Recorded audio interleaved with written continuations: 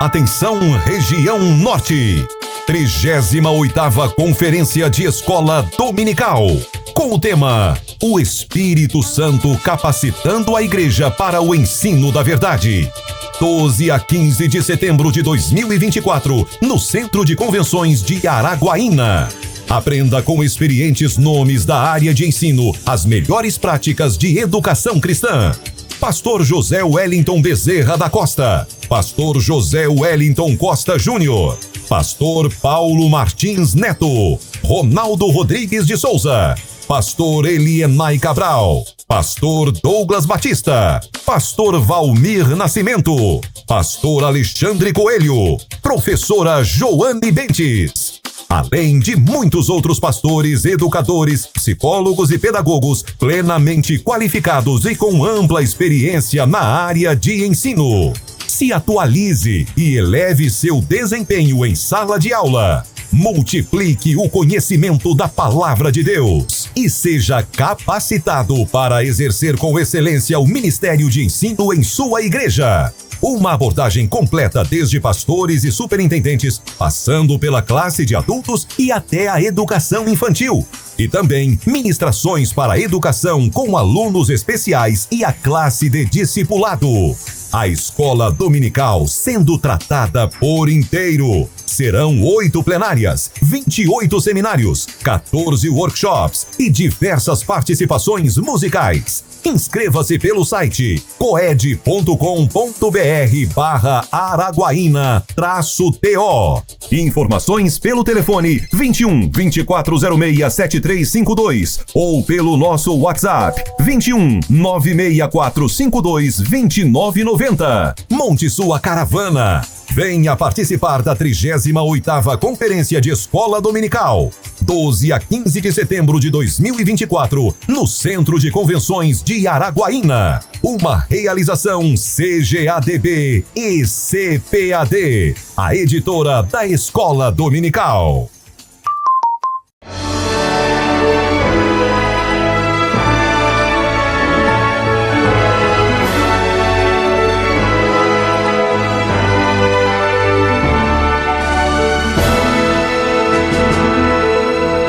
Subsídios.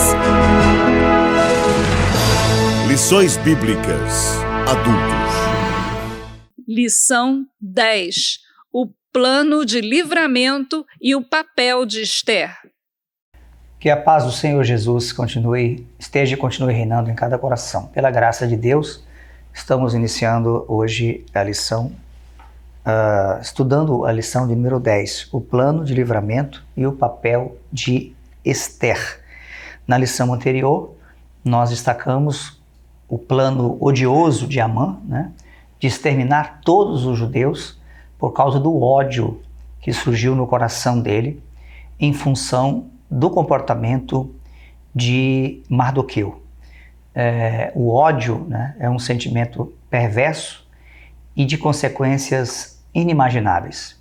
Muitas destruições têm sido causadas em função do ódio. E aqui nós vamos ver um ódio mortal que Amã tinha dos judeus a partir aí dessa circunstância envolvendo Mardoqueu. Então Amã planeja a morte de todos os judeus da Pérsia, de todas as províncias. Isso inclusive nos faz entender que esse ódio aos judeus, que é um ódio histórico ao longo do tempo, ele não tem assim uma justificativa, e é absolutamente também desproporcional, como a gente vê nesse caso aqui, dessa primeira manifestação de antissemitismo. Embora o termo antissemitismo seja um termo já dos tempos modernos, mas ele se manifestava já desde a antiguidade, ainda que naturalmente sem esse conceito, ou essa denominação. O nosso textuário diz assim: porque desde a antiguidade não se ouviu, nem com os ouvidos se percebeu, nem com os olhos se viu um Deus além de ti que trabalhe para aquele que nele espera. Isaías 64, versículo 4.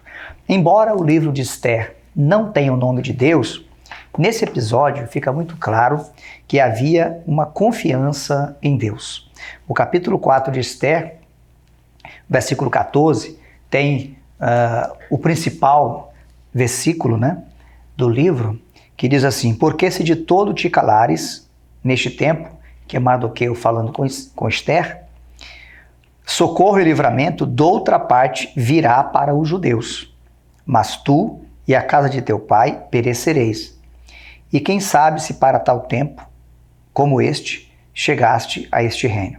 Então, 3 afirmações aqui a serem destacadas. Primeiro, a convicção de Mardoqueu de que viria livramento de alguma outra parte. Ou seja, Deus providenciaria o livramento dos judeus, a libertação dos judeus daquele perigo, daquele extermínio que estava determinado. A segunda afirmação: mas tu e a casa de teu pai perecereis.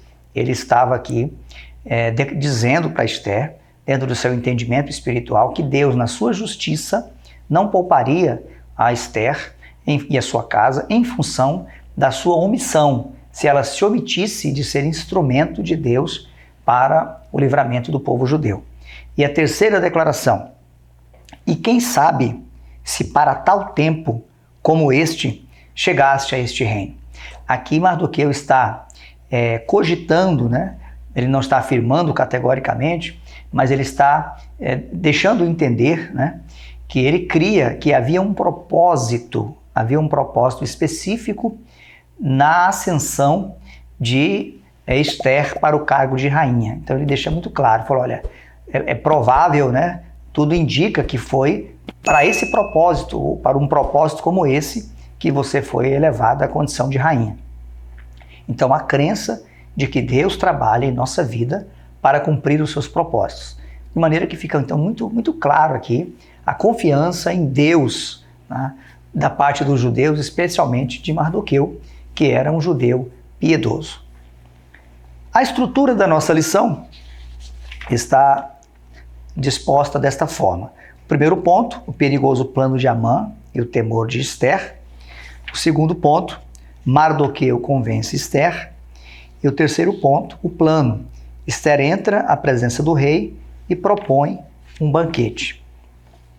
A nossa verdade prática diz assim: é nos momentos dramáticos da vida que mais aprendemos a confiar em Deus e a depender dele realmente. As crises funcionam como uma pedagogia de Deus para a nossa vida. Durante as crises, nós aprendemos a confiar mais em Deus. Deus nos ensina várias lições, né? A lição da paciência, né? Da experiência, da esperança, a necessidade de esperar no socorro de Deus, quando não há possibilidade alguma de resolver os nossos problemas por qualquer outro meio. Então aí Deus nos ensina a depender dele, a confiar nele estritamente e a desfrutar do seu socorro, do seu livramento, da sua bênção. Então isso é necessário na vida do cristão. Todo cristão experimenta fases difíceis na vida, nas quais ele será provado na sua fé e experimentará então a bênção, a providência, o favor de Deus na sua vida. Isso é importante para que a gente possa crescer espiritualmente. Isso faz parte do processo de maturidade. Lá em Romanos, no capítulo 5, o apóstolo Paulo escreveu o seguinte: sendo, pois, justificados pela fé, temos paz com Deus por nosso Senhor Jesus Cristo, pelo qual também temos entrada pela fé a esta graça, na qual estamos firmes e nos gloriamos na esperança da glória de Deus. E não somente isto, mas também nos gloriamos nas tribulações, sabendo que a tribulação produz a paciência, e a paciência a experiência, e a experiência a esperança. E a esperança não traz confusão, porquanto o amor de Deus está derramado em nosso coração pelo Espírito Santo que nos foi dado. Nesse texto nós vemos o desenvolvimento das 3 maiores virtudes que o Espírito Santo produz em nós, né? A fé, a esperança e o amor. Então a justificação pela fé gera paz com Deus. E nessa paz com Deus nós vamos agora descansar nele e ser pacientes na hora da tribulação. As tribulações vêm e elas vão produzir paciência. Nas tribulações a gente aprende que a gente tem uma alternativa: esperar em Deus e esperar com paciência. E depois que a gente passa por essa etapa, nós adquirimos experiência. Então o crente se torna maduro, ele agora tem experiência com Deus. E agora ele vive cheio de esperança. Quando outras circunstâncias adversas abaterem sobre a sua vida, ele já tem esperança de que vai vencê-las também. E aí a esperança faz com que o amor de Deus seja derramado em nosso coração. Deus derrama o seu coração em nosso amor, o seu amor em nosso coração, e isso faz com que nós tenhamos um relacionamento amoroso com Deus, mesmo em meio aos sofrimentos. Então essa pedagogia de Deus é fundamental, importante, indispensável para que a gente cresça em maturidade, cresça em fé, cresça em esperança e cresça em amor. E nós vamos verificar isso de maneira muito clara na lição de hoje através dos personagens, né? Aqui o primeiro ponto, o perigoso plano de Amã e o temor de Ester. Lamento, choro e compadecimento. Mardoqueu e os judeus, né, entraram em profundo consternação, em profundo pranto, por causa do decreto de Assuero, que determinava o extermínio, a matança de todos os judeus. E quando a notícia chegou a Ester, no segundo momento, né, não foi diferente também a reação. Ela também ficou naturalmente abatida e consternada, embora no primeiro momento ela disse que não poderia ir à presença do rei, porque não estava chamada para isso dentro daqueles 30 dias, e então poderia correr o risco de ser morta dentro da lei, né, da Média e da Pérsia, em relação aí àquele protocolo de acesso à presença do rei. Em relação a essa lei que existia, nós fizemos referência a isso um pouco na aula passada, mas nessa lição, como nós havíamos dito, a lição detalha um pouco mais isso aqui. Assuero, certamente, ele temia ser vítima de conspiração. Já tinha sido vítima de uma conspiração fracassada, porque Mardoqueu descobriu, né? E ele então foi livre de ser morto, né? E enforcou os dois conspiradores, mas os reis, né, da época todos temiam. No Império Romano, vários reis também foram assassinados no trono, né? Muitas conspirações inclusive na família, conspirações de irmãos, de irmãs, da mãe, enfim. Então, ao longo do tempo, o poder tem sido cercado de muita violência. O subtópico 3, nós tratamos de autoritarismo e morte. O que Assuero temia, lhe sobreveio. Heródoto narra no seu livro História que no ano 465, 8 anos, né, depois desses episódios narrados no livro de Ester, esse Assuero aqui foi morto, né, por um dos seus auxiliares diretos, por um dos oficiais do palácio, né? Então aquilo que ele temia, ele aconteceu. Historicamente, a gente observa que os grandes monarcas, especialmente os ditadores, eles têm uma morte violenta, né?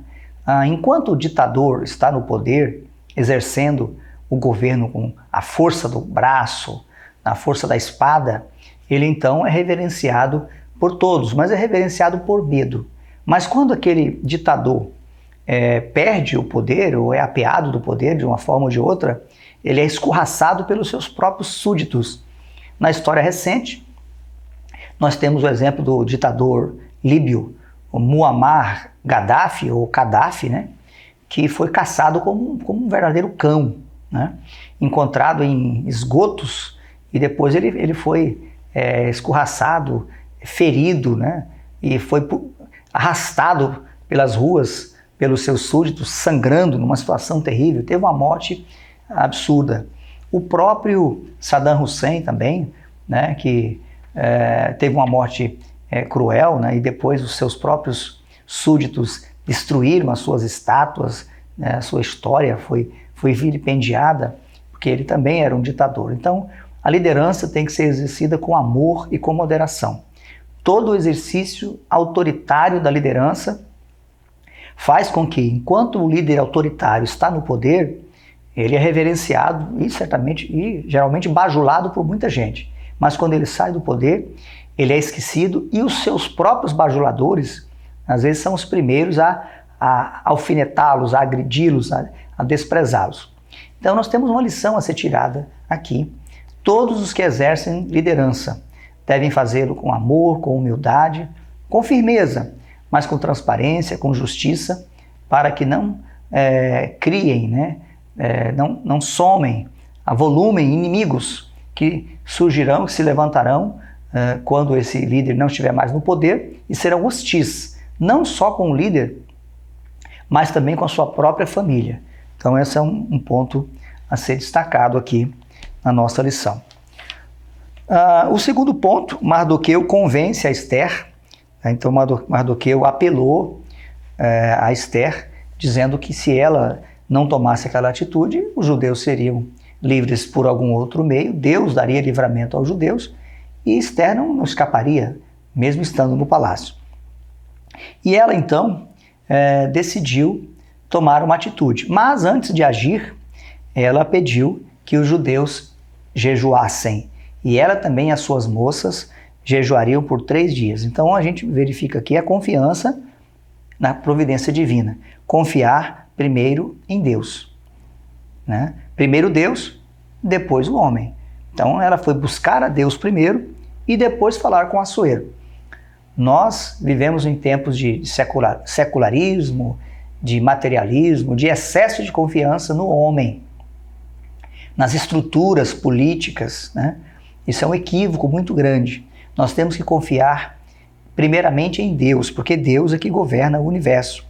O Salomão escreveu, está lá em Provérbios, que assim como ribeiros de águas é o coração do rei nas mãos de Deus. Ele o inclina para tudo aquilo que ele quer. Então nós temos que confiar primeiro em Deus. O que Ester fez? Olha, vamos jejuar. Eu vou comparecer diante do rei, mas vamos jejuar primeiro, vamos clamar a Deus, para que Deus então dirija todas as coisas. Então ela demonstra aqui equilíbrio e prudência, Equilíbrio e prudência. Mas uma coisa também a ser destacado aqui é que ela não agiu com triunfalismo. O que Ester disse? Olha, nós vamos jejuar, vamos buscar a Deus e eu vou comparecer diante do rei. Perecendo, pereço. Se Ester fosse como alguns triunfalistas, ela teria declarado que daria certo. Ela teria profetizado. Hoje nós vivemos na época do profetismo. Eu declaro, eu profetizo. Existe uma banalização da profecia, palavras proféticas. É muito bonito a gente declarar as coisas. Eu declaro que o Brasil é do Senhor Jesus. Eu declaro que a minha cidade é do Senhor Jesus. É bíblico. Uma declaração profética, um ato profético, resolve o problema da nação? A verdade é que não. Então nós precisamos entender o que a palavra de Deus diz. Nós temos que confiar em Deus, temos que orar a Deus e esperar que Ele possa agir. Também nessa banalização dos dons, tem havido aí a prática de muitas promessas, inclusive promessas proféticas, e nós cremos em profecias, cremos plenamente na atualidade dos dons. Mas nós não devemos ter medo. A Bíblia diz assim, não tenhais medo dos falsos profetas.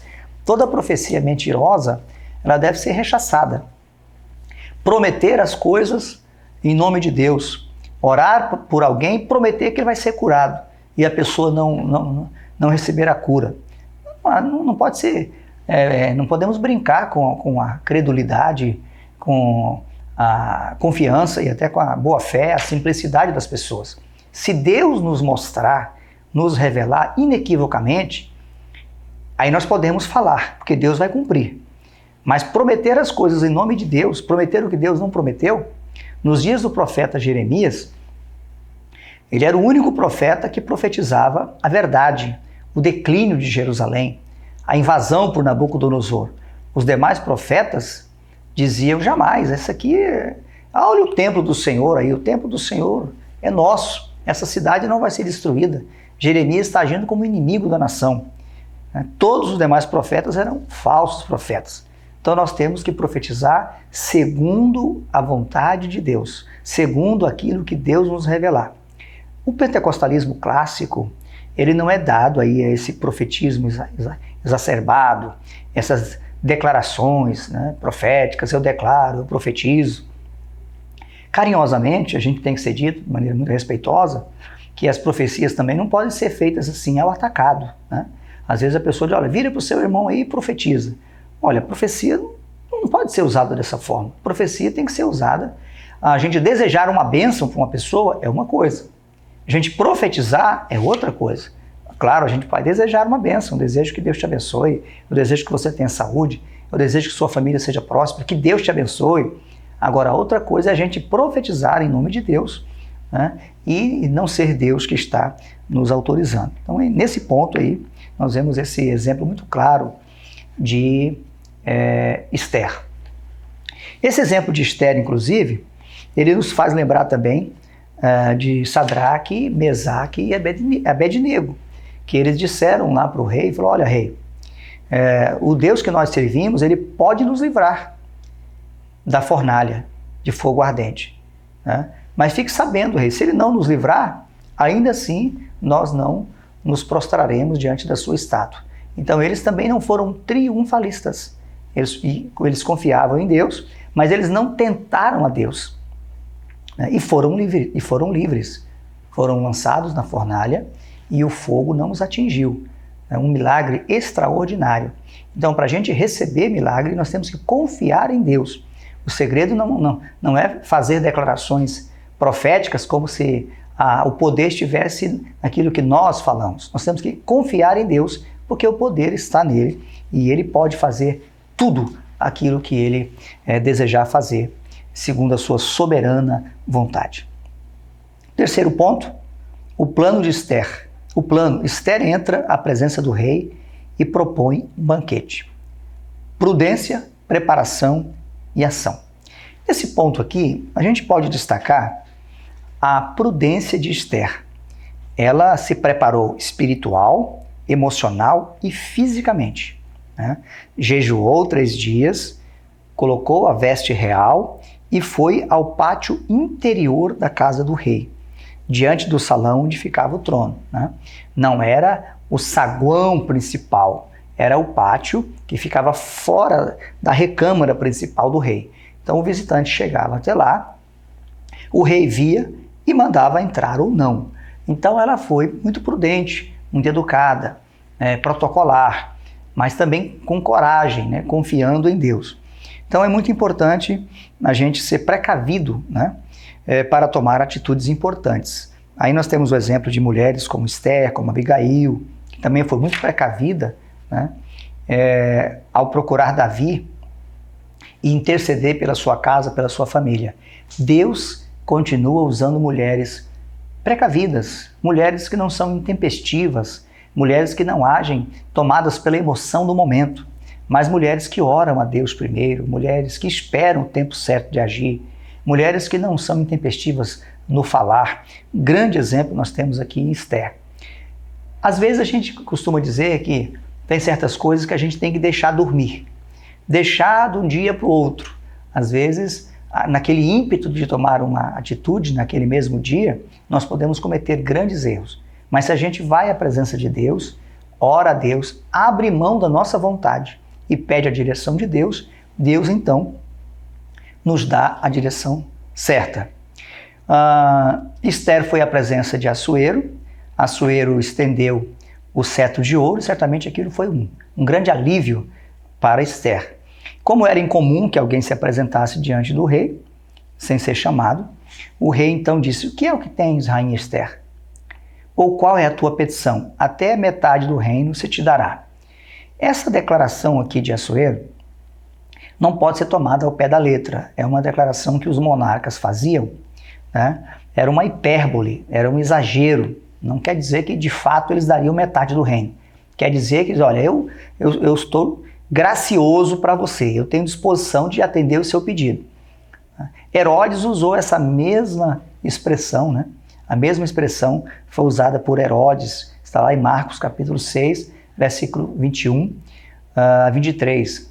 E aí Herodias orienta a filha para pedir a cabeça de João Batista. A moça dançou diante de Herodes e ele se agradou e falou, olha, pede o que você quiser, até a metade do reino eu te dou. Então esta era uma expressão que os reis usavam, mas uma expressão hiperbólica, era uma hipérbole. Não quer dizer que ele assim faria, era um exagero, mas demonstrava, repito, a disposição graciosa que o rei tinha de atender o pedido do seu súdito.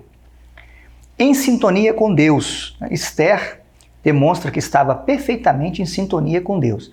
Quando nós oramos, quando nós buscamos a Deus, Deus coloca a sua vontade no nosso coração. O nosso coração passa agora a ser guiado segundo a vontade de Deus, né? A Bíblia, quando fala da unidade, que nós podemos ter unidade entre nós, tem esse sentido aí, de todos nós permitirmos que Deus coloque a sua vontade no nosso coração. Quando Deus coloca a sua vontade no nosso coração, coloca a vontade no coração de todos, então nós vamos agir de acordo com um propósito só, porque estamos sintonizados com Deus. E aqui nós verificamos isso, né? Que Esther buscou estar sintonizada com Deus para todos os detalhes. Tanto é que quando ela comparece naquele momento, ela simplesmente convida o rei para um banquete. Prepara um banquete para ela, juntamente com o rei e com Amã. Então a gente verifica aqui o equilíbrio emocional de Esther. Esther era uma mulher profundamente equilibrada emocionalmente. Porque comparece diante do rei, o rei lhe oferece, né, a oportunidade de pedir o que ela quisesse, ela, cautelosa, fala, rei, eu quero que o senhor, que tu vás a um banquete comigo e traga Amã. E lá no banquete eu vou apresentar a minha petição. Então o equilíbrio emocional, né? Guardar o coração, evitar precipitações. Repito, a oração é fundamental para que a gente não esteja dominado pela ansiedade. Esther poderia estar ansiosa naquele momento, mas não era o momento. Muitos fatos precisariam acontecer para que ela pudesse chegar ao momento de revelar o plano nefasto de Amã. A palavra de Deus diz que nós temos que apresentar diante de Deus, né, as nossas inquietações, lançando sobre ele as vossas ansiedades, porque ele tem cuidado de vós. Jesus também disse, não andeis ansiosos por coisa alguma, né? Antes as vossas petições sejam em tudo conhecidas diante de Deus. Então nós vivemos um tempo de profunda ansiedade. Ansiedade em todos os âmbitos da vida, especialmente, né, no dia a dia das cidades, as cidades muitas vezes turbulentas. As cidades são importantes, mas as cidades nos consomem. O volume, o movimento, o ritmo frenético das cidades. E hoje isso também é precipitado e é maximizado, é ampliado com o problema das redes sociais, que não nos deixam desligar. E isso pode produzir ansiedade, que é um dos males terríveis deste século, é a ansiedade, uma grande agitação mental. Como vencer a ansiedade? Aí é um ponto importante também. A psicologia, a psicanálise ou a psiquiatria são ciências e são importantes. Só que o cristão ele tem que ser muito cauteloso, porque tem problemas, talvez mentais ou emocionais, problemas aqui, não estou falando de patologias, de doenças propriamente ditas, que elas têm que ser resolvidas na presença de Deus.